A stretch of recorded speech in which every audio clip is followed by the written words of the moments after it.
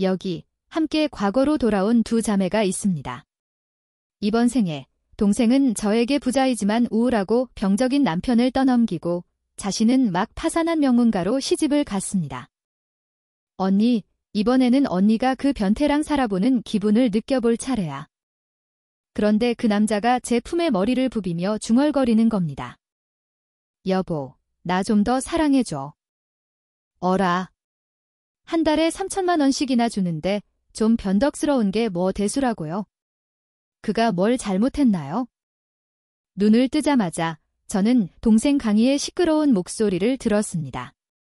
그녀는 곧이 집안으로 시집가겠다고 떼를 쓰고 있었죠.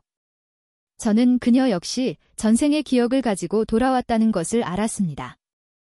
부모님의 안색이 즉시 변했습니다. 어릴 때부터 그들은 항상 동생을 편애했죠. 저는 강희보다 겨우 1살 많았지만 언제나 그녀에게 양보해야만 했습니다.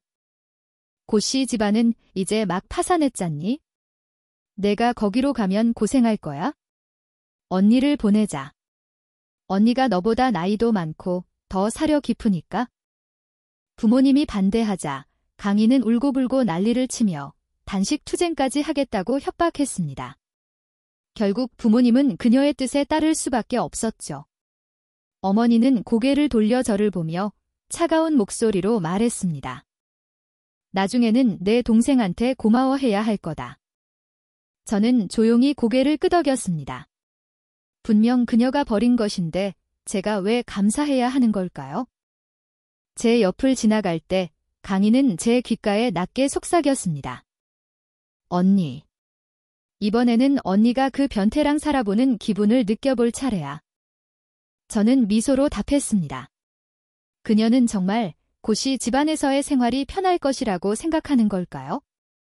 돈이 없는 것이야말로 모든 비극의 시작인데 말이죠. 전생에 똑같은 선택의 기로에 섰을 때 강희는 망설임 없이 진씨 집안을 선택했습니다. 그녀는 평생 부잣집 사모님으로 호의호식하는 삶을 꿈꿨죠. 언니, 고씨 집안의 그 란탄자, 언니가 알아서 치워. 하지만 뜻밖에도 진씨 집안의 장남, 진목은 음울하고 무서운 병적인 남자였습니다.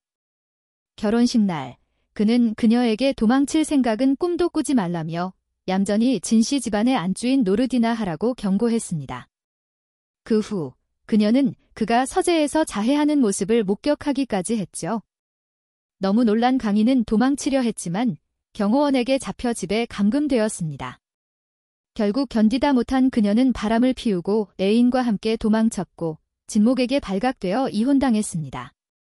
그 후로 그녀는 신세를 망치고 상류층의 비웃음거리가 되었죠. 반면 저는 남편 고서현의 지지 덕분에 차근차근 사업을 일궈 성공적인 여성 기업가가 되었습니다. 고서현은 늘 말했죠. 현대 여성은 자신만의 가치를 만들어야 해. 남자에게 의존해서는 안 돼. 월월이가 원한다면 나는 언제나 뒤에서 조용히 당신을 지지할 거야. 이 말 덕분에 그는 새로운 시대의 모범적인 남편으로 칭송받았고 저는 부잣집 사모님들의 부러움의 대상이 되었습니다. 하지만 그 좋았던 시절은 오래가지 않았죠. 한 가족 파티에서 강희는 저를 자기 방으로 불러내 불을 질렀습니다. 저와 함께 죽고 싶어 했죠?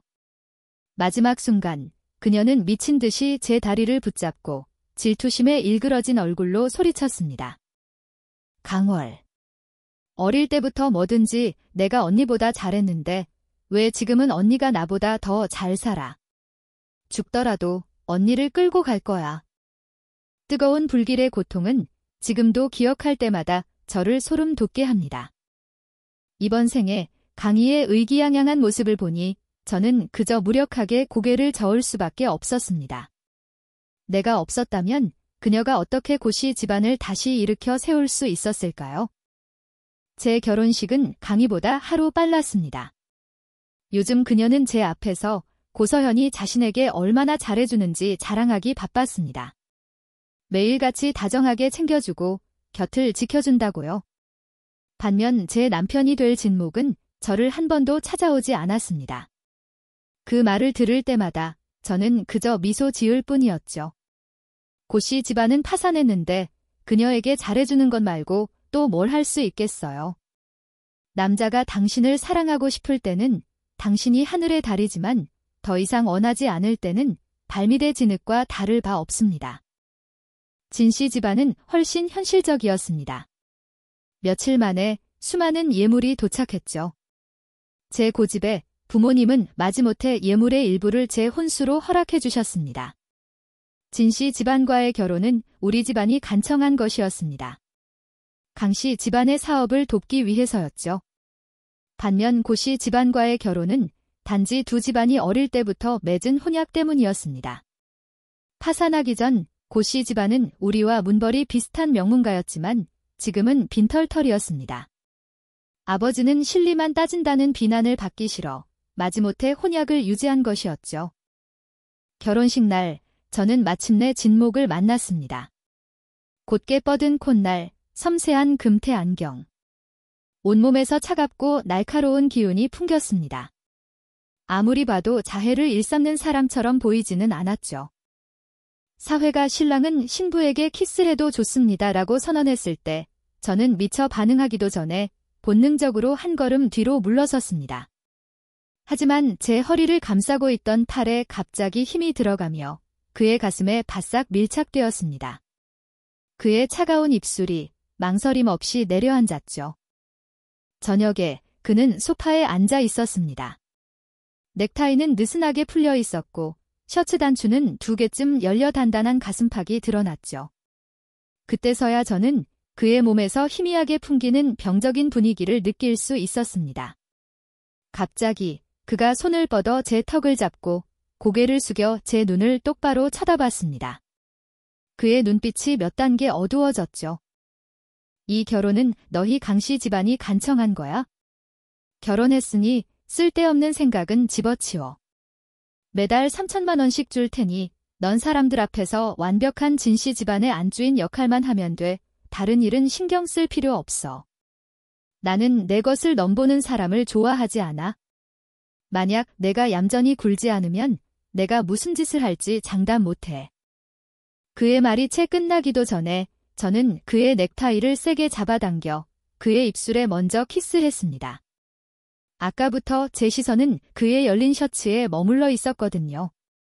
그가 몸을 숙이자 복근과 근육 라인이 선명하게 드러났습니다. 솔직히 이걸 보고 안 반할 사람이 어디 있겠어요. 한참 후 저는 그를 놓아주었습니다. 그의 귓가가 붉게 달아오른 것이 똑똑히 보였죠. 제 손은 본능적으로 그의 복근을 따라 미끄러졌습니다. 입술을 그의 귓가에 가까이 대고 뜨거운 숨결을 내쉬었죠. 여보, 몸매 진짜 좋네요.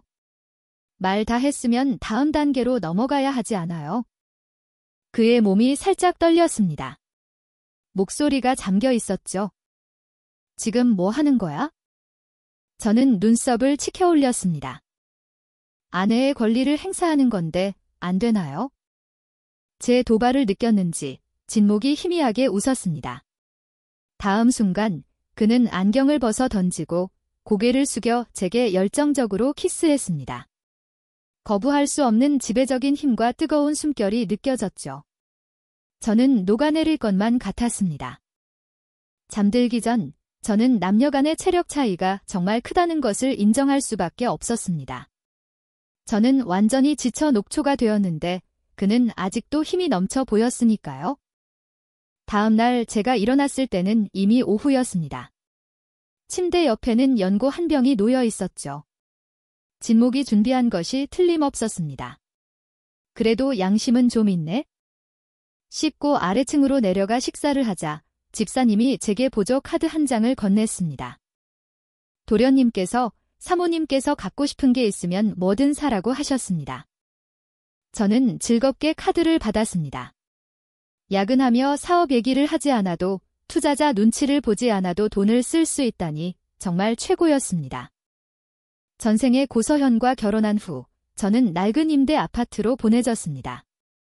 그들은 제게 절약하고 가정을 돌봐야 한다고 말했지만 정작 자신들은 흥청망청 돈을 썼죠. 얼마 지나지 않아 제가 가져온 혼수도 그들이 전부 탕진해버렸습니다. 지금쯤 강이는 곳이 집안에 정식으로 들어갔을 겁니다.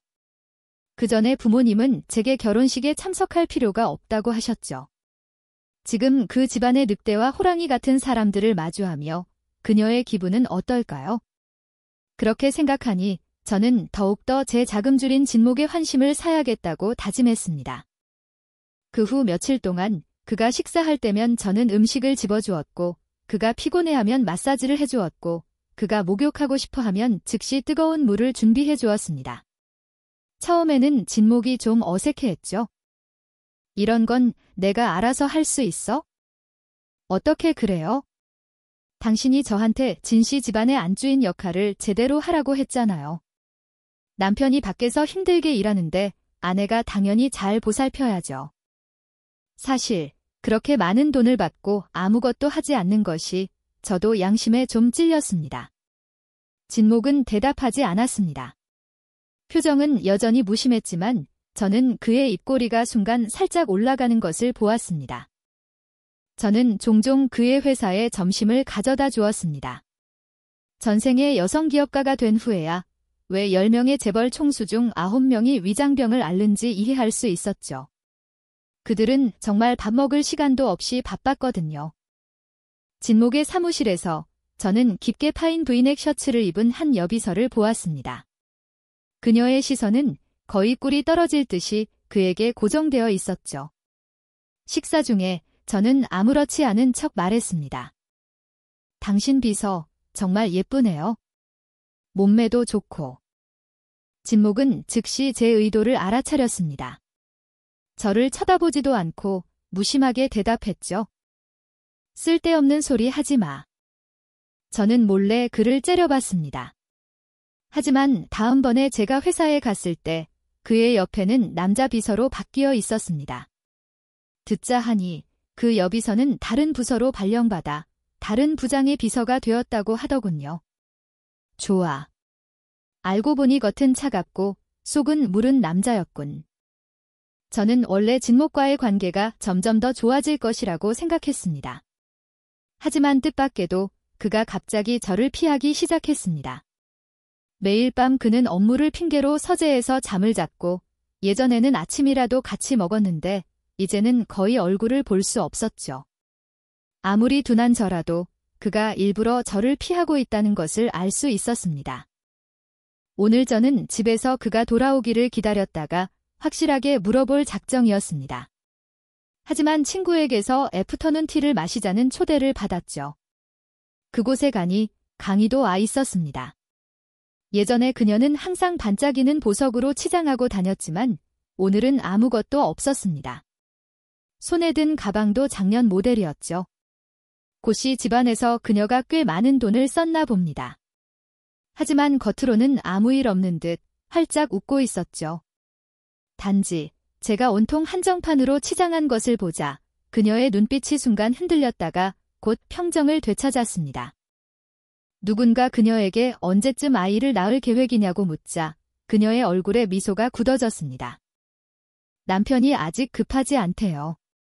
제가 너무 어릴 때 엄마가 되는 걸 원치 않아서 몇 년 뒤에나 생각해 보려고요. 사람들은 즉시 고서현이 정말 드물고 좋은 남편이라고 칭찬했습니다. 강희의 표정을 보니 그녀가 문제를 깨달았다는 것을 알 수 있었습니다. 고서현은 급하지 않겠지만 나중에 급해지는 것은 분명 그녀일 테니까요. 제가 참지 못하고 웃자 강희가 저를 험악하게 째려봤습니다. 그녀의 시선이 제 손목의 붉은 자국에 닿자 즉시 의기양양한 미소를 지었습니다. 언니, 손목은 왜 그래? 듣자 하니 진목 씨 성격이 불같다던데 설마 맞은 건 아니지? 저는 손목을 내려다보았습니다. 이 붉은 자국은 진목이 만든 것이 맞았습니다. 하지만 맞아서 생긴 게 아니라 그의 넥타이에 묶여서 생긴 것이었죠. 진목은 정말 맹수 같았습니다. 지금 그날 밤의 광경을 떠올리니 저도 모르게 얼굴이 화끈 달아올랐습니다. 그 순간 다른 사람들 눈에 저는 찔리는 사람처럼 보였겠죠. 강희는 더욱 통쾌해하며 일부러 비꼬는 말을 던졌습니다. 언니, 사랑 없는 결혼은 정말 불쌍해. 제 반응을 보고 다른 사람들도 모두 제가 찔리는 줄 알았습니다. 강희는 더욱 의기양양해졌죠. 언니, 사랑 없는 결혼은 정말 불쌍해. 모임이 끝나고 고서현이 직접 차를 몰고 강희를 데리러 왔습니다. 주위 사람들은 또 한 번 감탄하며 부러워했죠. 저는 집안 기사를 불러 저를 데리러 오라고 했습니다. 그런데 뜻밖에도 온 사람은 진목이었습니다. 가게에서 나오자마자 저는 차 안에 앉아 기다리고 있는 그를 보았습니다. 내 눈이 마주치자 저는 본능적으로 걸음을 빨리 했습니다. 갑자기 강희가 발을 내밀어 저를 걸었고 저는 거의 넘어질 뻔했습니다. 다행히 근처에 있던 웨이터가 재빨리 저를 부축해 주었죠. 정말 감사합니다. 제가 나지막이 말하며 고개를 들었을 때 저는 진목이 차 문을 열고 내리는 것을 보았습니다. 그의 얼음장 같은 시선이 제 어깨 위에 놓인 손에 날카롭게 박혔습니다. 그가 성큼성큼 다가와 제가 다친 곳은 없는지 확인하고는 아무 말 없이 저를 끌고 그대로 가버렸습니다. 아마 그의 기세가 너무 무서워서 아무도 감히 말을 걸지 못하고 그저 동정 어린 눈빛으로 저를 조용히 지켜볼 뿐이었습니다. 강희는 낮은 목소리로 무언가 말했는데 입모양을 보니 행운을 빌어라고 하는 것 같았습니다. 차 안에서 진목은 저에게 아무 짓도 하지 않았습니다. 그저 길 내내 조용히 운전했죠. 그의 표정이 점차 부드러워지며 더 이상 이전처럼 차갑지 않았습니다. 저는 속으로 생각했죠. 어라. 혼자서도 화를 사귈 줄 아네? 집에 도착해서 그는 평소처럼 서재로 들어가려 했습니다. 저는 참지 못하고 물었죠. 오늘 밤도 안방에서 안 잘 거예요? 진목이 멈칫했습니다. 시선이 마주쳤죠. 어른이라면 누구나 그 말의 숨은 뜻을 알 수 있었습니다. 그가 제게 다가와 갑자기 허리를 꽉 끌어안고 가슴에 바싹 밀착시켰습니다. 입꼬리가 위험하지만 매혹적인 미소를 그렸죠. 내가 무섭지 않아? 저는 눈썹을 치켜올리며 그의 목을 대해 키스했습니다. 무섭긴요. 이번에는 새로운 걸 시도해볼까요? 진목이 멈칫했습니다. 그의 눈에 담겨있던 절제력이 완전히 사라졌죠. 강월. 이따가 용서해달라고 빌지 마. 말을 마치고 그의 손이 제 어깨 위를 천천히 스쳤습니다. 목소리가 차가워졌죠. 아까 그놈이 내 어디를 만졌지? 여기. 아니면 여기. 망했다. 이건 뒤끝 장렬이잖아. 제가 미처 반응하기도 전에 그가 제 어깨를 물었습니다. 작은 신음이 제 입에서 터져나왔죠. 진목은 즉시 고개를 숙여 깊은 키스로 그 소리를 삼켜버렸습니다. 그 뜨거운 키스는 마치 마법처럼 저를 완전히 무아지경에 빠뜨렸습니다. 저는 무의식적으로 그를 꽉 껴안을 수밖에 없었죠. 한밤중에 누군가 제 뺨을 부드럽게 쓰다듬는 것을 느꼈습니다. 월월아. 내가 먼저 나를 도발했어? 나는 더 이상 참지 않을 거야. 앞으로 너는 나에게서 벗어날 수 없어. 그 후 며칠 동안 진목이 집에 있는 시간이 점점 늘어났습니다. 밤에도 더 이상 서재로 가지 않고 반드시 저를 껴안고 잠을 잤죠. 전생에 강희의 말을 통해 저는 진목의 서재에 많은 자해 도구가 있다는 것을 알고 있었습니다. 지금 저는 그가 그 방에서 멀어지기만을 바랄 뿐이었습니다. 잠잘 때 그는 무의식적으로 제 품에 머리를 부비며 꿈결 같은 목소리로 말했습니다. 여보, 나 좀 더 사랑해줘. 낮에 그 차갑고 단단한 모습과는 전혀 달랐죠. 진 집사님은 예전에 진목이 매일 밤 많은 수면제를 먹어야 겨우 잠들 수 있었다고 말했습니다. 하지만 저와 함께 자기 시작한 후로는 단 한 알도 먹지 않았다고요? 제가 그에게 도움이 될 수 있다는 사실에 저는 정말 기뻤습니다. 그가 일하러 갔을 때 저도 한가하게 지내지 않았습니다. 전생의 기억을 바탕으로 저는 그가 준 돈과 강씨 집안에서 가져온 혼수로 몇몇 유망한 펀드와 주식에 투자했습니다. 단기간에 저는 상당한 수익을 올렸죠. 진 집사님은 진씨 집안에서 오랫동안 일해온 분이라 아무도 모르는 많은 비밀을 알고 있었습니다. 그는 제게 말해주었죠. 진목이 10살 때 인신매매범들에게 납치당했다고. 그때 진씨 집안은 필사적으로 찾았지만 아무리 노력해도 결과가 없자 결국 포기하고 말았다고 합니다. 그 후 그들은 고아원에서 다른 남자아이를 입양하여 진소라고 이름 붙였습니다. 아무도 예상하지 못했지만 3년 후 진목이 스스로 돌아왔습니다. 그날 그의 몸은 상처투성이었고 진흙과 마른 피가 옷에 엉겨붙어 있었습니다. 눈빛은 텅 비어 있었고 머리카락은 헝클어져 있었죠. 집안 하인들은 그를 거지인 줄 알고 빗자루로 때리며 쫓아내려 했습니다. 결국 진 집사님이 그를 알아보고 서둘러 병원으로 데려갔습니다. 그럼 진씨 부모님은요? 그들은 진소의 학부모회에 참석하여 즐거운 시간을 보내고 있었습니다.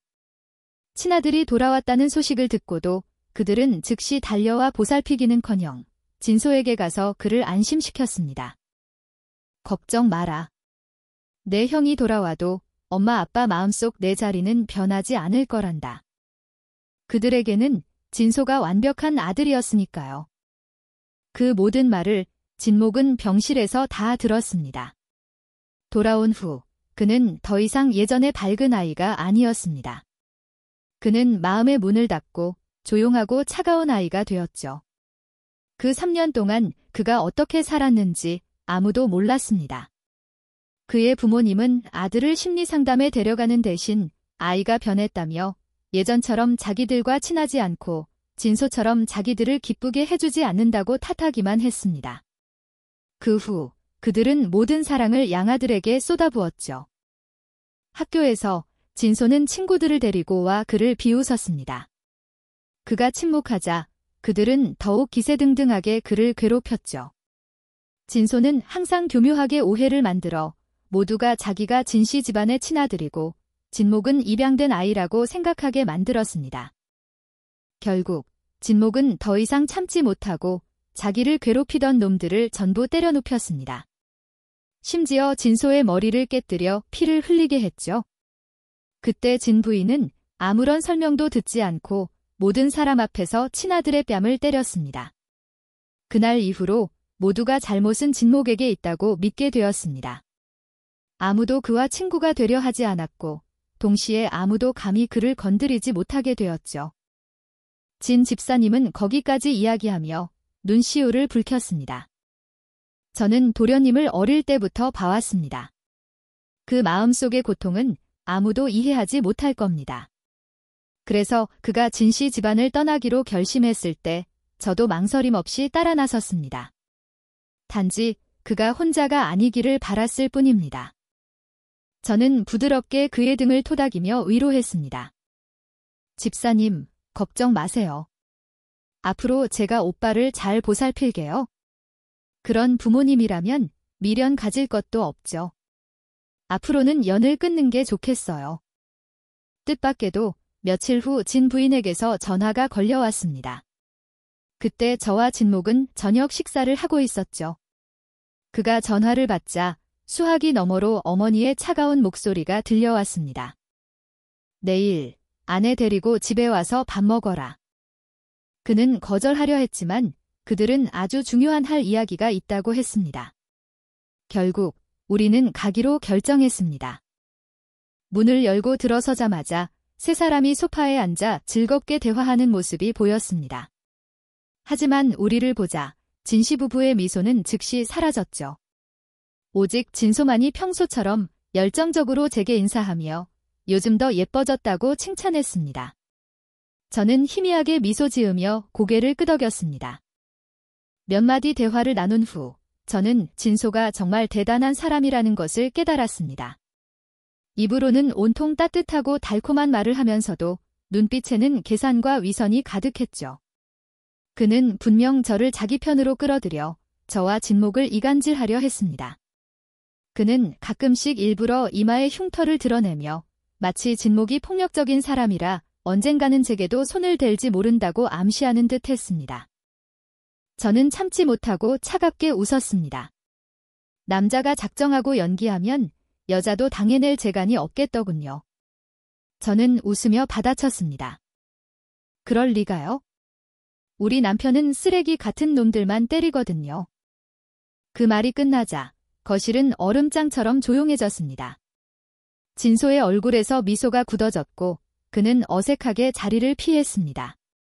그 후로 그는 저와 말을 섞지 않았죠. 진 회장이 진목과 회사 이야기를 하다가 갑자기 화제를 돌렸습니다. 내 동생도 올해 대학을 졸업했으니 이제 슬슬 내 자리를 물려줄 준비를 해라. 앞으로는 내가 동생을 잘 보좌하면 된다. 사실 몇 년 전까지만 해도 진씨그룹은 평범한 중소기업이었습니다. 진목의 노력 덕분에 회사가 오늘날처럼 성장할 수 있었던 것이었죠. 그 말을 듣자 그는 차갑게 비웃었습니다. 무슨 근거로요? 내가 내 애비라는 근거라. 이 회사는 내가 세웠어. 누구에게 물려주든 내 마음이야. 진 회장이 책상을 세게 내리쳤습니다. 진목이 눈썹을 치켜올리며 비꼬는 듯한 목소리로 말했습니다. 그럼 한번 해보시죠. 지금 이사회가 당신 말을 들을지 내 말을 들을지. 진 부인의 얼굴이 창백해졌습니다. 그녀는 분노에 차서 달려와 그의 뺨을 그대로 때렸습니다. 내가 널 이렇게 키웠는데 부모한테 그딴 식으로 말해? 이럴 줄 알았으면 그때 그냥 죽게 내버려 둘걸. 뭐 하러 돌아와서. 그의 손이 주먹으로 꽉 쥐어졌습니다. 뺨을 맞고 고개가 돌아갔지만 그는 아무 말도 하지 않았습니다.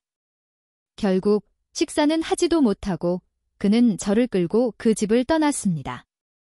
차 안에서 진목은 길 내내 침묵했습니다. 저는 그를 어떻게 위로해야 할지 고민하고 있었는데 갑자기 그가 길가에 차를 급정거했습니다. 잠깐 뭐 좀 사올게. 차에서 기다려. 말을 마치고 그는 제 반응을 기다리지도 않고 바로 차에서 내렸습니다. 하지만 저는 아무리 기다려도 그가 돌아오지 않았습니다. 그에게 무슨 일이 생겼을까 봐 걱정되어 저는 차에서 내려 그를 찾아 나섰습니다. 한참을 걸었지만 그의 모습은 보이지 않았습니다. 조금 무서워지기 시작해서 저는 왔던 길을 다시 돌아가기로 했습니다. 그런데 골목으로 막 접어들었을 때 한 무리의 청년들이 제 길을 막아섰습니다. 어이, 아가씨. 이렇게 늦게까지 집에 안 가고 뭐해? 오빠들이랑 좀 놀까? 저는 애써 평정을 유지하며 차갑게 대답했습니다. 당신들이랑 상관없는 일이잖아요. 두목으로 보이는 놈이 희죽거리며 제 어깨에 팔을 두르려 했습니다. 튕기기는. 걱정 마, 오빠들이 아주 잘해줄게. 저는 피하며 뒤로 몇 걸음 물러섰습니다. 목소리에 경고를 담았죠. 비키지 않으면 경찰에 신고할 거예요. 하지만 그들은 전혀 두려워하지 않고 한 걸음씩 저를 압박해왔습니다. 등이 뒤에 벽에 닿아 더 이상 물러설 곳이 없었죠. 그들이 점점 더 가까워지는 것을 보고 저는 주머니 속에 호신용 스프레이를 꽉 쥐고 뿌릴 준비를 했습니다. 하지만 제가 행동하기도 전에 두목의 머리채가 누군가에게 세게 잡혀 벽에 그대로 처박혔습니다. 퍽! 하는 소리와 함께 선열이 낭자했습니다. 그는 머리를 감싸쥐고 비명을 질렀죠. 저는 고개를 들었습니다. 역시나 진목이었습니다.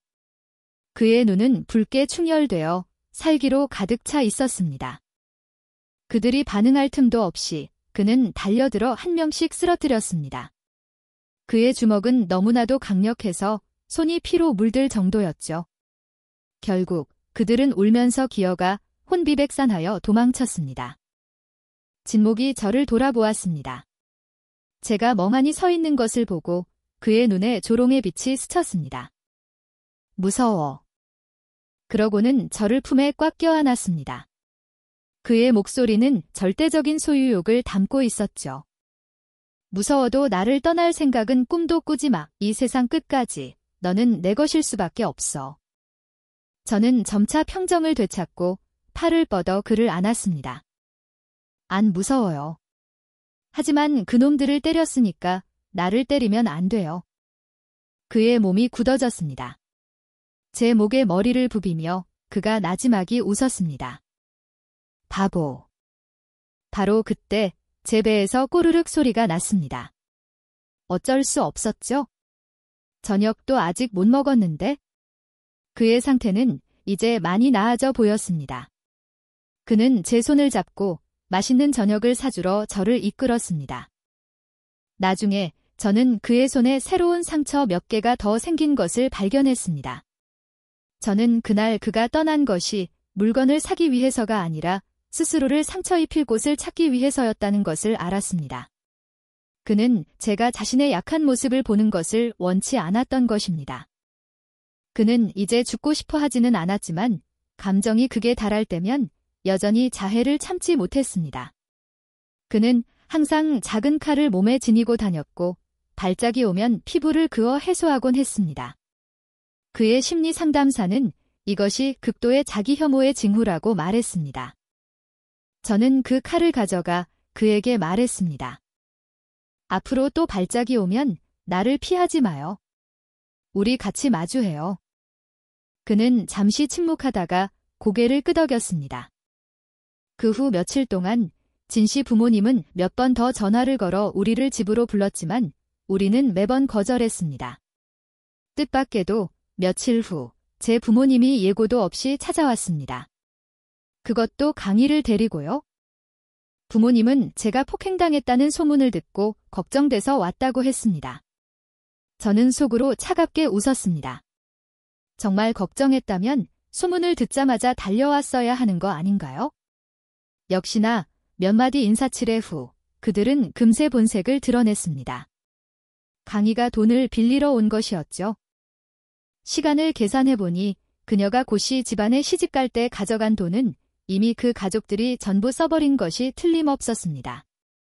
그 집안은 그녀의 피를 빨아먹는 데만 급급해서 더 이상 방법이 없자 저를 찾아온 것이었죠. 하지만 물론 그녀는 대놓고 말하지 않았습니다. 그저 활짝 웃으며 사업이 점점 확장되어 자금이 더 필요해서 돈을 좀 빌리고 싶다고 했죠. 저는 태연하게 거절했습니다. 강희의 안색이 즉시 어두워졌습니다.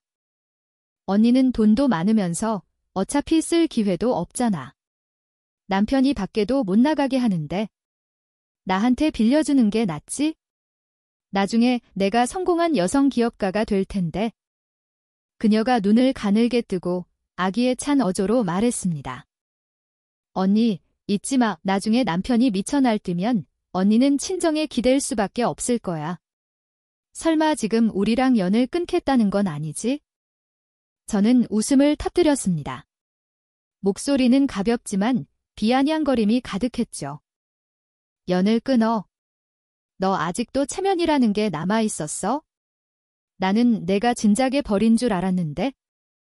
강희는 화가 나서 몸을 떨며 손가락으로 저를 가리켰지만 한동안 말을 잇지 못했습니다.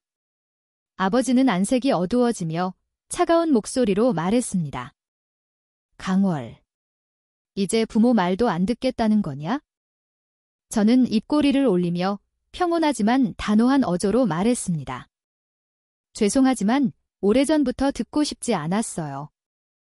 그는 화가 나서 손을 들어 저를 때리려 했지만 진씨 집안의 경호원에게 저지당했습니다. 저는 단호하게 명령했죠. 손님, 배웅해드려. 경호원은 즉시 세 사람을 밖으로 쫓아냈습니다. 강희는 문 앞에서 저를 욕하려 했지만 부모님이 체면이 깎이는 것을 두려워하여 서둘러 그녀를 끌고 갔습니다. 태어나서 처음으로 저는 부모님에게 반항했습니다. 굴욕을 참는 것이 존중이 아니라 짓밟힘만을 가져온다는 것을 깨달았기 때문입니다. 진목이 위층에서 내려와 뒤에서 저를 끌어안았습니다. 그는 모든 것을 들었던 것입니다. 그들이 널 화나게 했구나. 내가 처리해줄까? 저는 살짝 고개를 저었습니다. 나쁜 사람은 하늘이 알아서 벌할 거예요. 얼마 지나지 않아 어머니에게서 다시 전화가 걸려왔습니다. 입을 열자마자 욕설이 쏟아져 나왔죠. 내가 강희를 돕지 않으면 우리 인연은 이걸로 끝이야. 저는 태연하게 대답했습니다. 좋아요. 바라는 바입니다. 그러고는 가차없이 전화를 끊고 번호를 차단했습니다. 한동안 시간이 흐른 후 한 파티에서 저는 다시 강희를 만났습니다.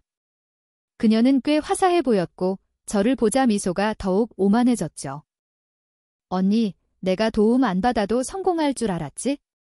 이번에 남편이 조 사장님한테서 투자를 받아냈어. 곧 고씨 집안은 다시 황금기를 맞이할 거야. 저는 아무 말도 하지 않고 고개를 돌려 고서현을 쳐다봤습니다. 당신이 조 사장님을 찾아간 거예요? 그의 얼굴에는 숨길 수 없는 의기양양함이 드러났지만 애써 겸손한 척했습니다. 희를 위해서라면 내가 뭘 못하겠어? 저는 입꼬리를 올리며 희미하게 웃었습니다.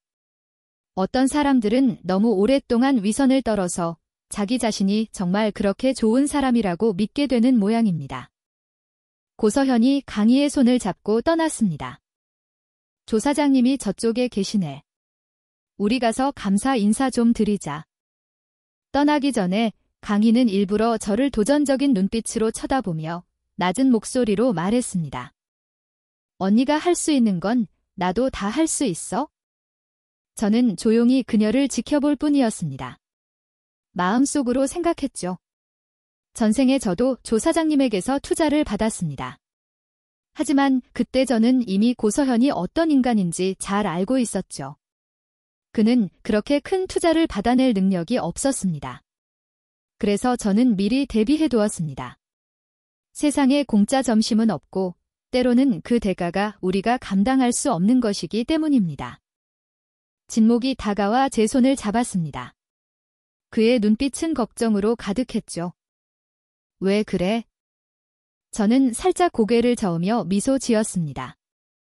아무것도 아니에요. 전부 다 강희의 선택인걸요. 나는 그냥 내 길을 계속 가면 돼요. 파티는 아주 늦게까지 이어졌습니다. 대부분의 손님들은 호텔에서 하룻밤을 묵고 떠나기로 했죠. 저와 진목도 예외는 아니었습니다. 다음 날 아침, 제가 아침을 먹으러 아래층으로 내려가려던 참에 한 방에서 강희의 목소리가 들려왔습니다. 고서현, 이 나쁜 자식. 투자를 받기 위해서 감히 나를 조 사장한테 접대시켜?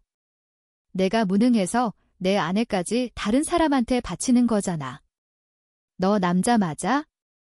짝! 하는 소리가 요란하게 울렸습니다. 강희가 그의 뺨을 때린 것이었죠.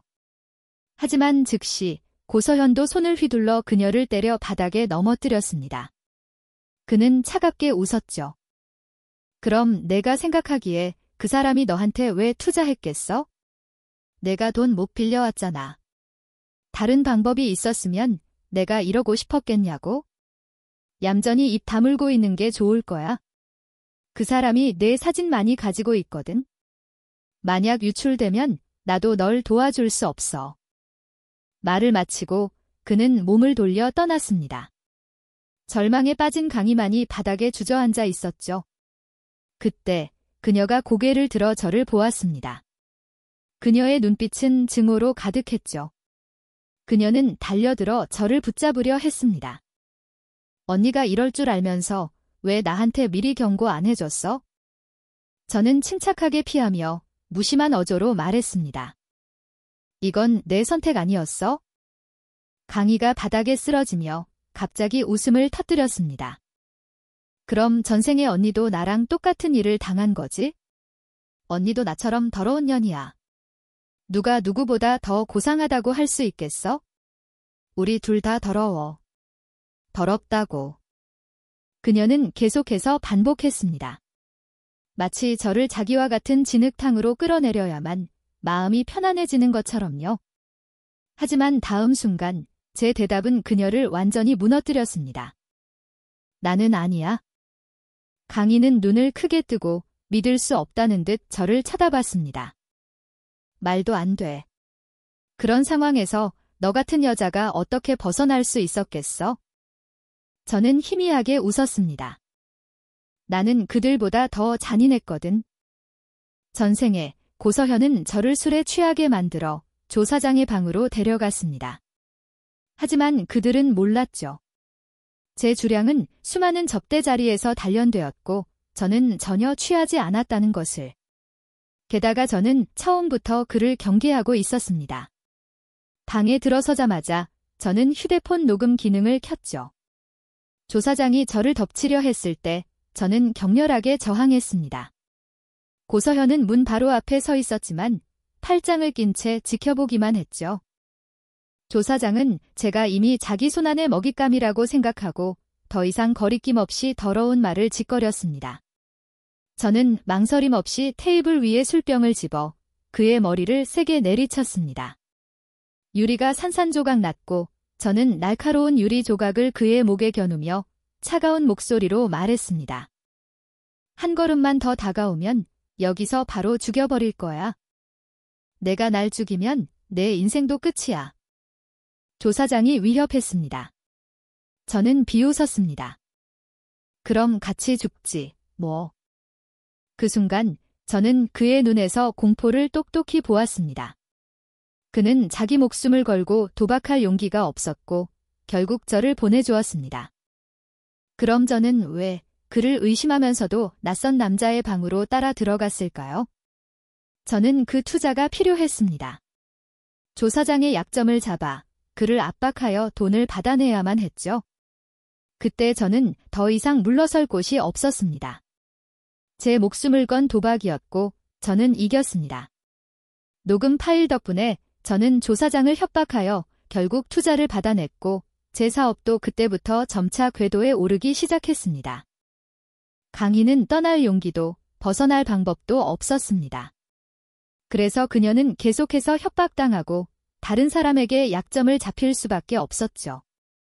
하지만 세상의 비밀은 없는 법입니다. 얼마 지나지 않아 그녀에 대한 나쁜 소문이 퍼져나갔고 모두가 뒤에서 그녀와 조 사장 사이의 일에 대해 수군거렸습니다. 제 부모님도 결국 그녀에게 완전히 실망했습니다. 그들은 그녀의 행동이 친구와 지인들 앞에서 자신들의 체면을 깎았다고 생각했죠. 인간은 언제나 이익을 좇는 법입니다. 그들은 점차 강희를 멀리하고 더 이상 그녀를 보호해주지 않았습니다. 오히려 제 환심을 사려고 애쓰기 시작했죠. 저와 진목의 감정은 날이 갈수록 깊어졌습니다. 그는 심지어 회사 지분의 절반을 제게 주겠다고 공개적으로 선언했습니다. 일이 끝나면 즉시 집으로 돌아왔고 모든 술자리와 접대는 거절했습니다. 그의 곁에는 어떤 다른 여자도 없었죠. 모든 사람에게 그는 늘 차갑고 거리를 두었지만 저를 볼 때만은 그의 눈빛이 다정함으로 가득했습니다. 저는 다시 한번 수많은 사람들의 부러움의 대상이 되었습니다. 모두가 남편을 사로잡는 비결을 배우고 싶어 했고 제가 무슨 수단을 써서 진목 같은 남자를 자기에게만 충실하게 만들었는지 궁금해했죠. 한 달 후 저는 진목과 함께 업계 정상회의에 참석했습니다. 뜻밖에도 강희와 고서현을 다시 만났죠. 이제 그녀에게서는 예전의 오만한 모습은 찾아볼 수 없었습니다. 얼굴은 초췌했고 두꺼운 화장으로도 멍 자국을 다 가리지 못했죠. 주위 사람들은 수군거리며 그녀를 비웃었지만 그녀는 애써 태어난 척하며 다른 사람들에게 말을 걸려 했습니다. 단지 저를 보았을 때는 모르는 사람처럼 그대로 지나쳐갔죠. 저 역시 그녀에게 인사할 마음은 없었습니다. 하지만 뜻밖에도 그녀가 제 음료에 수면제를 타고 사람을 시켜 진목을 다른 곳으로 유인했습니다. 제가 점점 의식을 잃어갈 때 그녀는 저를 2층 방으로 데려갔습니다. 귓가에 그녀의 증오에 찬 목소리가 울려 퍼졌죠.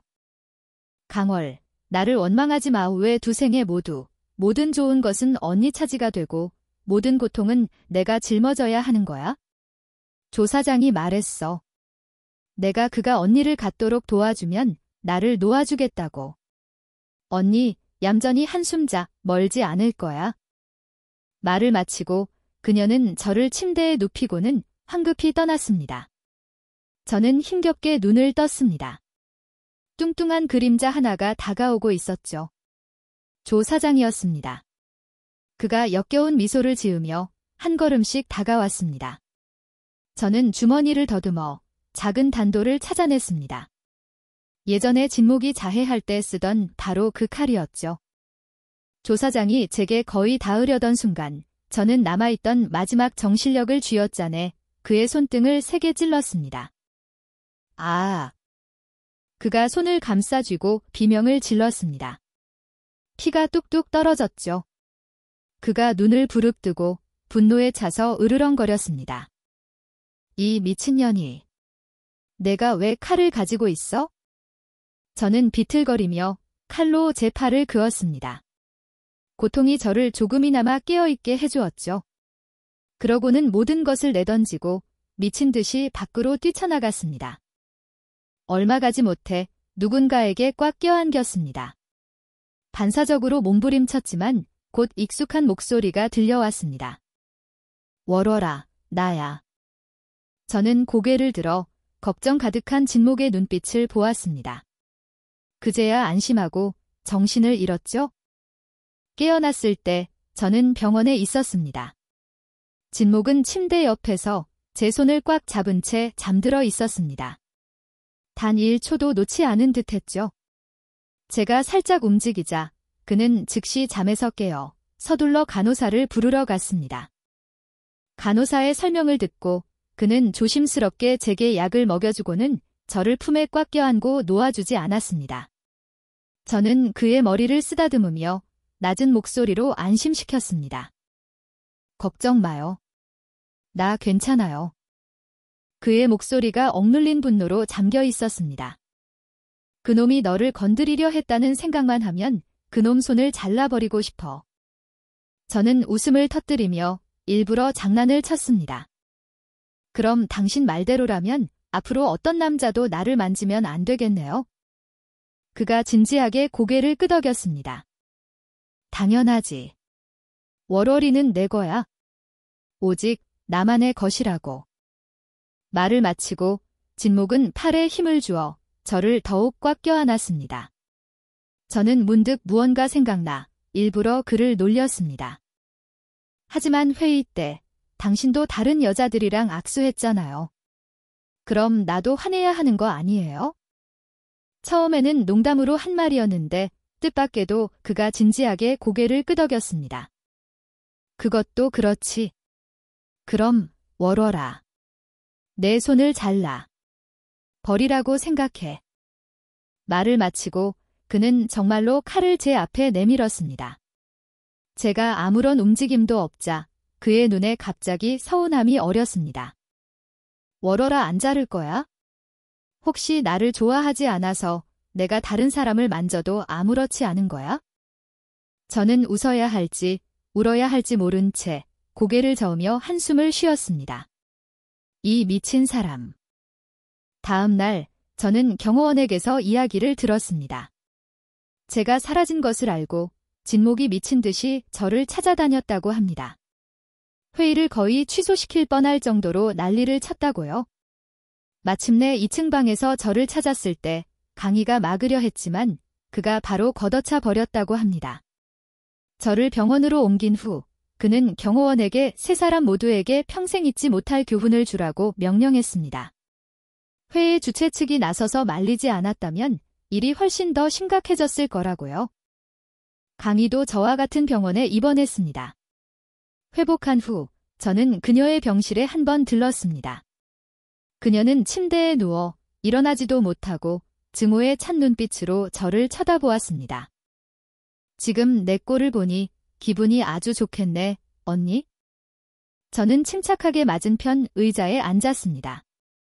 이 모든 건 내가 자초한 업보야. 강희가 웃음을 터뜨렸습니다. 웃음소리는 점점 더 미친 듯이 씁쓸하게 변해갔습니다. 이해할 수가 없어. 우리는 같은 핏줄이고 같은 집안, 같은 부모 밑에서 자랐는데 왜 언니는 뭘 선택하든 성공하고 나는 처참하게 실패하는 거야? 억울해. 하늘은 왜 항상 언니만 편애하는 건데? 저는 고개를 저었습니다. 하늘은 나를 편애한 적이 없어.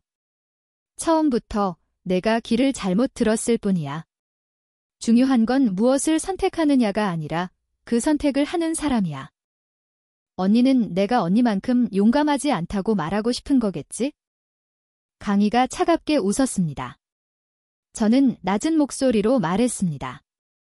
아니. 내 가장 큰 실수는 항상 다른 사람에게 의지해서 원하는 것을 얻으려 했다는 거야? 너는 한 번도 스스로 노력할 생각을 해본 적이 없어. 하지만 이 세상에 운명이 주는 어떤 선물도 이미 그 대가가 정해져 있어. 사람은 이것도 원하고 저것도 원할 수는 없어. 너무 욕심을 부리면 결국 업보를 받을 뿐이야. 너를 이렇게 만든 건 단 한 번도 내가 아니었어. 강희의 눈이 믿을 수 없다는 듯 크게 띄어 있었습니다. 저는 일어나서 몸을 돌려 떠났습니다. 뒤돌아보지 않았죠. 등 뒤에서 그녀의 거의 미친 듯한 외침이 들려왔습니다. 거짓말. 나는 지지 않았어. 지지 않았다고. 제가 퇴원한 후 진목은 저에게 더욱 껌딱지처럼 붙어 다녔습니다. 그는 제가 사고를 당하게 둔 것을 자책하며 항상 저를 곁에 두고 싶어 했습니다. 아버지는 제게 퇴원 후 강희가 고서현에게 이혼당했다고 말했습니다. 그는 현재 새로 떠오르는 부잣집 딸을 쫓아다니고 있다고 하더군요. 강희는 모든 것을 잃고 매일 자기가 틀리지 않았고 실패하지 않았다고 중얼거렸습니다. 부모님은 어쩔 수 없이 결국 그녀를 정신병원에 입원시켰습니다. 그리고 조 사장. 물론 진목이 그를 가만두지 않았습니다. 단 한 달 만에 그의 회사는 파산했고 빚더미에 올라앉게 되었습니다. 그는 쥐새끼처럼 숨어 살아야 했죠. 하지만 이야기는 거기서 끝나지 않았습니다. 결국 조 사장은 강도 및 과실치사 혐의로 체포되어 남은 인생을 감옥에서 보내게 되었습니다. 어느 날 저는 신문에서 강희에 대한 소식을 보았습니다. 그녀가 어떻게든 정신병원을 탈출하여 고서연의 결혼식에 쳐들어가 그를 칼로 찔러 죽였다는 소식이었습니다. 부모님이 강희를 돕지 않자 그녀가 또다시 울고불고 심지어 단식 투쟁으로 협박까지 했다는 소식을 들었을 때 저는 그저 무심하게 몇 마디 대답하고는 전화를 끊었습니다. 그들이 저를 키웠으니 저는 당연히 보답할 것입니다. 하지만 그들이 저에게서 관심과 사랑을 기대한다면 아마 실망할 것입니다. 그런 것들은 어릴 때부터 저도 그들에게서 받아본 적이 없었으니까요. 그해 겨울, 저는 제가 임신했다는 것을 알게 되었습니다. 그 소식을 알았을 때 진목은 기뻐서 펄쩍 뛰었습니다. 저를 만져도 될지 몰라 안절부절 못했죠. 결국 제가 먼저 그를 안아주었습니다. 그때서야 그는 즐겁게 저를 안아들고 어린아이처럼 공중에서 빙글빙글 돌았습니다. 10달의 임신 기간 끝에 저는 사랑스러운 딸을 낳았습니다. 진씨 부모님이 손녀를 보러 오고 싶어 했지만 우리는 단호하게 거절했습니다. 진목은 품에 안긴 딸을 보며 사랑과 다정함이 가득한 눈빛으로 속삭였습니다. 월월아. 나는 꼭 좋은 아빠가 될 거야. 저는 미소 지으며 부드럽게 대답했습니다. 우리 둘 다 그럴 거예요. 비록 우리 둘 다 부모님의 사랑을 받지 못했지만 우리 아이는 분명 세상에서 가장 행복한 아이가 될 거예요.